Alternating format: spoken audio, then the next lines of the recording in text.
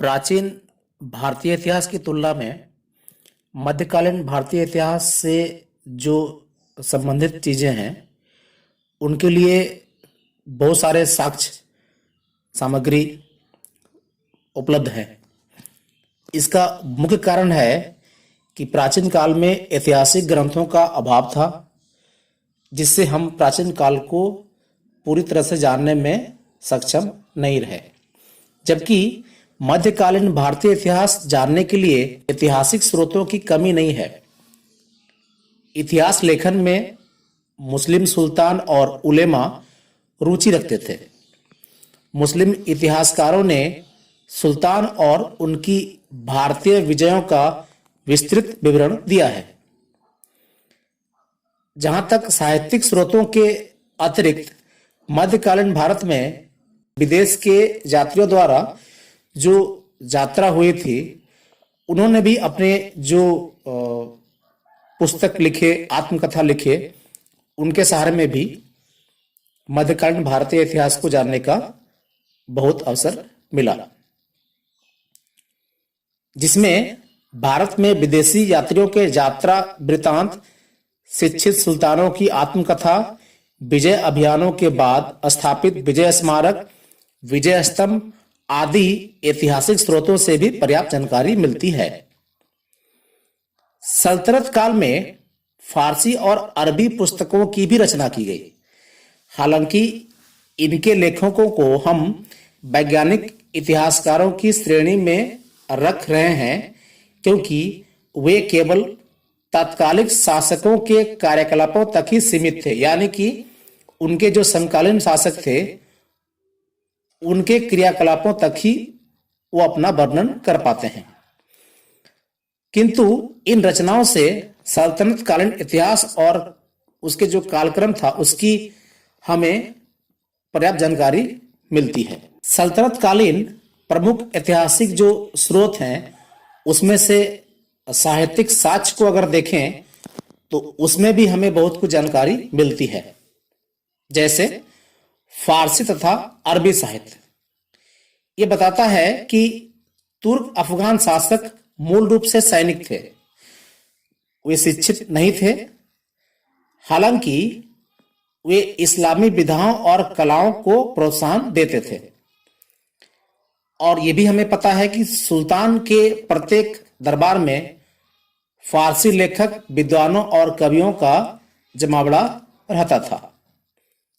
उनकी रचनाओं से उस काल के इतिहास की महत्वपूर्ण जानकारियां भी मिलती हैं। उनमें से जो प्रमुख हैं, उसमें किताब उल हिंद, जिसकी रचना अल-बरूनी द्वारा की गई थी। अल-बरूनी महमूद गजनवी के आक्रमण के समय भारत आया था। वह अरबी और फारसी भाषा को जानता था। अपनी इस पुस्तक में उसने 11वीं शताब्दी के प्रारंभ में हिंदुओं के साहित्य, विज्ञान तथा धर्म का आंखों देखा सजीव चित्रण किया। इस पुस्तक के अध्ययन से उस समय की जो सामाजिक दशा थी उसका हमें पूरा ज्ञान मिलता है। इसके बाद आता है चचनामा। यह अरबी भाषा में लिखी गई है और मोहम्मद अली बिन अबू बकर कूफी ने नासिरुद्दीन कुआचा के समय में इसको फारसी में अनुवाद किया था। चचनामा में अरबों की सिंध विजय की जानकारी हमें पूरी तरह से मिलती है। इसके बाद आता है ताज उल मासिर, जिसकी रचना निजामी द्वारा की गई। इस पुस्तक में 1192 से 1229 ईस्वी तक के भारत के घटनाओं का विवरण मिलता है। इसमें राजनीतिक घटनाओं के साथ साथ सामाजिक तथा धार्मिक जीवन का भी उल्लेख किया गया है। दिल्ली सल्तनत के प्रारंभिक दिनों के जो प्रमाण हैं इतिहास की, इस पुस्तक में हमें मिल सकती है। यह अरबी और फारसी दोनों भाषाओं में लिखी गई है। हसन निजामी कुतुबुद्दीन ऐबक के समकालीन थे। याद रखेंगे, ये महत्वपूर्ण प्रश्न भी हो सकता है कि ताज उल मासिर के जो लेखक निजामी थे वो किस शासक के समकालीन थे? तो कुतुबुद्दीन ऐबक के समकालीन थे। इसके बाद आता है तारिक ए फिरोज शाही। तारिक ए फिरोज शाही जियाउद्दीन बर्नी की लिखित पुस्तक है। वे तुगलक शासकों के समकालीन थे। तारिक ए फिरोज शाही में बलबन के सिंहासन रोहन से लेकर फिरोज शाह तुगलक के शासन काल के 6ठे वर्ष तक का वर्णन मिलता है। इसमें उस काल के सामाजिक आर्थिक जीवन और न्याय में जो सुधार हुए उसका वर्णन भी इसमें मिलता है। इस पुस्तक से महमूद गजनबी के जीवन का क्रियाकलापों की भी जानकारी मिलती है। इसके बाद जो अगला कृति है वो है तबकात ए नासिरी। इस पुस्तक के जो लेखक हैं वो मिनहाज उस सिराज, जिन्होंने मोहम्मद गोरी की भारत विजय से लेकर 1259 से 60 ईस्वी तक का वर्णन किया है। इस पुस्तक में निष्पक्ष रूप से घटनाओं का वर्णन नहीं किया गया है, फिर भी अनेक विद्वानों ने इस पुस्तक की प्रशंसा की है। और इस पुस्तक में जो रचना है फरिश्ता, वो उच्च कोटि की रचना मानी गई है। इसके बाद आता है तारिख ए मसूदी। अरबी भाषा के इस किताब का लेखक अबुल फजल मोहम्मद बिन हुसैन अल बैहाकी थे। इस किताब में दरबारी षड्यंत्र तथा राजनीतिक चालों का भी बड़ा प्रभावकारी विस्तार पूर्वक वर्णन किया गया है। तारिख ए मसूदी सल्तनत काल के इतिहास के जो शासक महमूद गजनबी एवं मसूद के शासन काल का विस्तार से वर्णन किया गया है। अगला जो कृति है वो किताब उल रेहला, और ये महत्वपूर्ण कृति थी इब्न बतूता का, जो अफ्रीकी यात्री थे। 1333 ईस्वी में वो भारत आया और यहां 1342 ईस्वी तक रहा। उसने मोहम्मद बिन तुगलक के दरबार में न्यायिक पद पर कार्य भी किया। किसने? अफ्रीकी यात्री इब्न बतूता। अरबी भाषा में लिखा गया यह पुस्तक मोहम्मद बिन तुगलक के शासन काल की जो राजनीतिक और सामाजिक स्थिति था उसका स्पष्ट चित्रण किया गया है। इसके बाद जो साहित्यिक स्रोत आता है सल्तनत काल का, उसमें तारिख ए सलातीन ए अफगान या तारिख ए साई, इस पुस्तक का जो लेखक हैं वो अहमद यादगार। इसमें अफगानों एवं लोदी वंश के शासन काल के इतिहास की पर्याप्त जानकारी मिलती है। अगला कृति है किताब उल यामिनी, जिसकी रचना उत्बी के द्वारा की गई थी। इस पुस्तक में सुबुक्तगीर और महमूद गजनबी के 10-20 यानी कि 1020 ईस्वी तक के इतिहास की जानकारी मिलती है। इसके बाद का जो कृति है वो खजाइन उल फुतूह, यह पुस्तक अमीर खुसरो के द्वारा लिखी गई है। इससे दिल्ली सल्तनत के इतिहास से संबंधित बहुत सारी जानकारियां मिलती हैं। मालूम होना चाहिए कि अमीर खुसरो का जन्म उत्तर प्रदेश के वर्तमान कासगंज जिले के पटियाली नामक स्थान में हुआ था।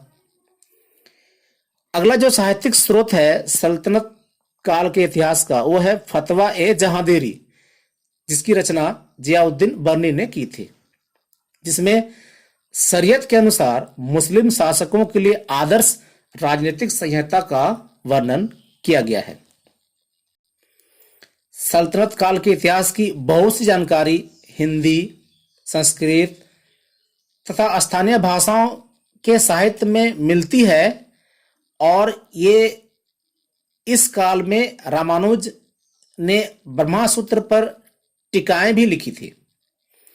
जयदेव ने गीत गोविंद तथा प्रश्न राघव नाटक की रचना की। जयसिंह सूर्य ने हमीर मद मर्दन, रवि बर्मन ने प्रद्युम्ना भ्युदय, विद्यानाथ ने प्रताप रुद्र कल्याण आदि की रचना की गई थी।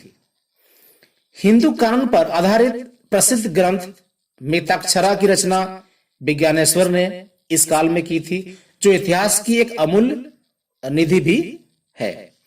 ज्योतिष के प्रसिद्ध विद्वान भास्कराचार्य ने योग, वैशेषिक तथा न्याय दर्शन पर भी टीकाएं लिखी। कल्हण की राय तरंगिनी बहुत ही महत्वपूर्ण प्रश्न। राय तरंगिनी के लेखक कौन है? तो कल्हण है इनके लेखक। प्रादेशिक भाषाओं के साहित्य में भी हमें इस घटनाओं की महत्वपूर्ण जानकारियां मिलती हैं, जिसमें प्रमुख हैं बरदाई कृत, पृथ्वीराज रासो, जो कि पृथ्वीराज चौहान के समय की जानकारी मिलती है उसमें। नयन चंद्र सूरी द्वारा रचित हमीर महाकाव्य, इसमें रणथंभौर के राणा हमीर की जानकारी मिलती है। इस प्रकार इस काल में मैथिली, बंगला, राजस्थानी तथा मराठी भाषाओं में भी अनेक ऐतिहासिक महत्व की रचनाएं लिखी गई। राजतरंगिनी पर थोड़ा सा हम प्रकाश डालते हैं। यहाँ पर राजतरंगिनी कल्हण द्वारा रचित एक संस्कृत ग्रंथ है। भारतीय इतिहास लेखन में कल्हण की राजतरंगिनी पहली प्रमाणिक पुस्तक मानी जाती है। इस प्रकार की राजतरंगिनी जो भारतीय इतिहास लेखन का प्रस्थान बिंदु माना जाता है। खासकर इसकी रचना अवधि 1148 ईस्वी से 1150 ईस्वी के बीच मानी जाती है। राजतरंगिनी में कुल 8 तरंग अर्थात 8 अध्याय हैं। पहले के 3 तरंगों में कश्मीर के प्राचीन इतिहास की जानकारी मिलती है। चौथे से लेकर 6ठे तक में कारकोट एवं उत्पल वंश के इतिहास। अंतिम 7वें एवं 8वें तरंग यानी कि अध्याय में लोहार वंश का इतिहास का उल्लेख मिलता है। हम सभी को मालूम होना चाहिए कि कल्हण की राजतरंगिनी को आगे जोन राज एवं श्रीवर ने बढ़ाया, जो कश्मीर के अकबर कहे जाने वाले जैनुल आबिदीन के समकालीन थे। सल्तनत कालीन इतिहास का स्रोत विदेशी यात्रियों के विवरण से भी प्राप्त होता है। इस काल में अनेक विदेशी यात्री भारत आए। उन्होंने भारत भ्रमण करके उसका अपने ग्रंथ विवरण पर सजीव चित्रण किया। इनके द्वारा रचित रचनाओं में वर्णित जो जानकारियां थी, इस काल की इतिहास की जानकारी को जानने के लिए बहुत महत्वपूर्ण रहा। कुछ प्रमुख विदेशी यात्री पर हम बात करें तो देखते हैं यहां पर, उनमें से पहले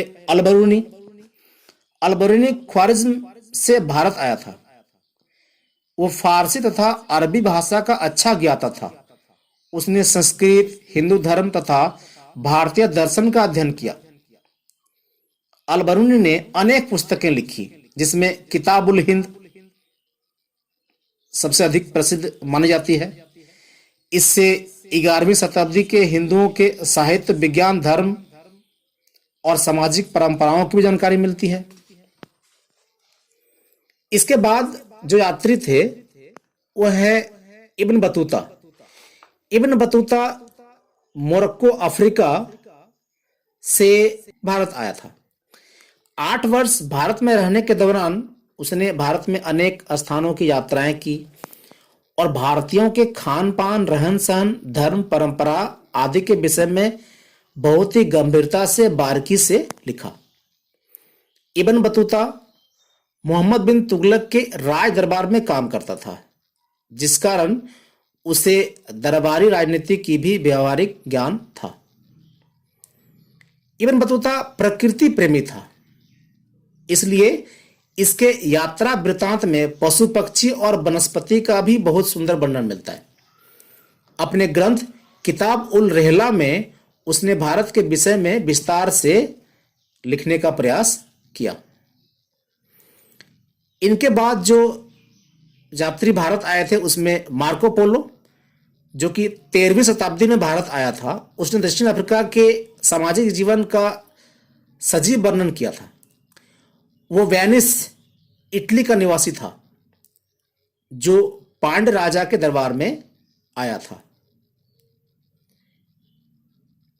मार्को पोलो को मध्यकालीन यात्रियों का राजकुमार भी कहा जाता है, इसको याद रखना है। इसके बाद जो यात्री थे निकोलो डी कॉन्टी, जो इटली के रहने वाले थे, 1420 से 1421 ईस्वी में वो भारत आया था। उसने देवराय प्रथम के शासन काल में विजयनगर साम्राज्य का भी दौरा किया। इसने ट्रेवल्स ऑफ निकोलो कॉन्टी पुस्तक में इस यात्रा का वर्णन भी किया है। इसके वर्णन से तत्कालीन भारतीय समाज के रीति रिवाज, रहन सहन आदि की महत्वपूर्ण जानकारी प्राप्त होती है।